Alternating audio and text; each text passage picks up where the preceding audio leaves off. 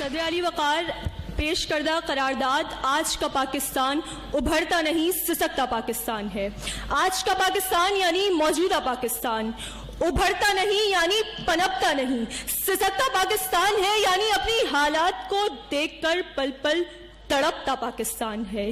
جی ہاں صدر علی وقار، کیا کبھی آپ نے، میں نے یا ہم میں سے کسی نے یہ سوچا ہے کہ ہمارا پاکستان کس قدر اکیلا ہو گیا ہے؟ یہ پہلے اپنے فرزندوں سے چھپ چھپ کر صرف سسکیاں لیا کرتا تھا، لیکن آج اتنا رویا ہے، اتنے اشک بہائے ہیں کہ آنکھوں سے آنسوؤں کی جگہ قطرہ قطرہ لہو بن کر ٹپکتا ہے.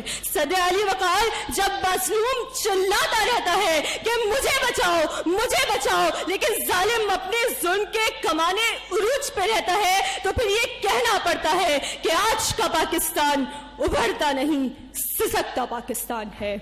صدر علی وقار، مجھے بتایا جائے کہ ان معصوموں کا کیا قصور تھا کہ جنہیں لاٹھیوں کی ضربیں لگا کر سرعام سینکڑوں لوگوں کے آگے قانون کے رکھوالوں کے سامنے قتل کر دیا جاتا ہے. جب لاٹھیوں کی ضربیں ان کی ہڈیوں کو چٹکھا رہی ہوں گی، جب لاٹھیوں کی ضربوں سے سر کی نازک ہڈیاں چکنا چور ہو کر دماغ میں گھس رہی ہوں گی اور پھر کسی ظالم نے سلاخ نما چیز آنکھوں میں ڈال دی ہوگی، وہ کس طرح تڑپے ہوں گے. میں نے سنا ہے کہ مرتے وقت بہت پیاس لگتی ہے.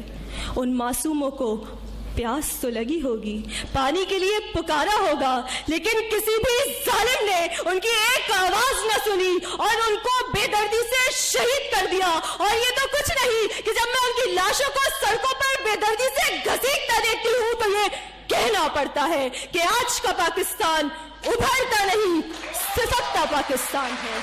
جی ہاں، کراچی کی سڑکوں پر بھوک سے سسکتا پاکستان، قائد کے مزار کے آگے جسم فروش کرتا پاکستان، بھتہ نہ دینے پر زندگی سے محروم ہوتا پاکستان، چھوٹے چھوٹے معصوم بچوں کی شکل میں کبھی سگنل پر بھیک مانگتا تو کبھی گاڑیوں کے شیشے صاف کرتا پاکستان.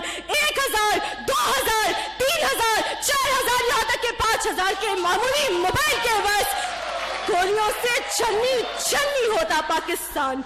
اور یہ تو کچھ نہیں کہ پشاور کے معصوم بچوں کی لہو میں بہتا پاکستان اور وکلا کو دہشت گردی کا نشانہ بنانے والا پاکستان ابھرتا نہیں سسکتا ہے. جس دیش کے کوچے کوچے میں افلاس سوارا پھرتا ہو، جو دھرتی بھوک کو گلتی ہو تو درد فلک سے گرتا ہو، جہاں بھوکے ننگے بچے بھی آہوں پہ پالے جاتے ہو، جہاں سچائی کے مجرم بھی زندان میں ڈالے جاتے ہو، اس دیش کی مٹی برسوں سے یہ دکھ جگر پہ سہتی ہے. اس دیش کے بے حس لوگوں کو آزادی مبارک کرتی ہے.